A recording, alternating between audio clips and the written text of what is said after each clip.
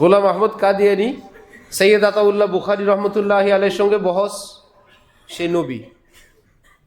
বলে আরে ভাই কেমনে? কোরআন শরীফে আছে ইয়াতি মিন বাদি ইসমুহু আহমদ।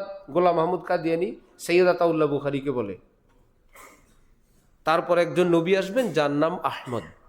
সুতরাং তোমাদের নবীর নাম তো মুহাম্মদ, তো মুহাম্মদের পর একজন নবী আসবে তার নাম কি? আমার কথা তো কোরআন শরীফে আছেই। অথচ এর অর্থ কি? তারপরে মানে আমাদের নবীর পর না, ঈসা নবীর পর?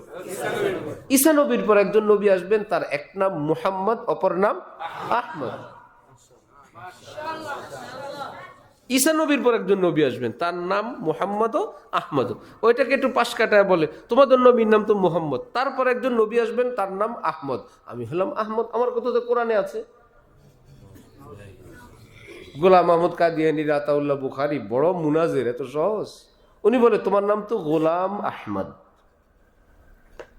বলো নামের মধ্যে প্রথম অংশের কোনো হিসাব নাই, দ্বিতীয়টাই মেন।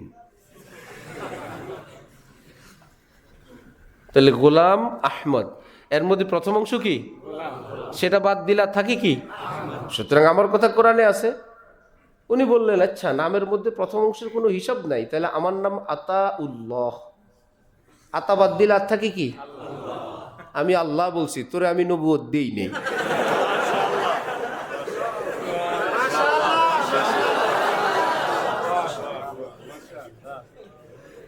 পয়গম্বরি কার থেকে পাবি? আমি তো দেই নেই। সুবহানাল্লাহ বিহামদিহি, সুবহানাল্লাহিল আযীম।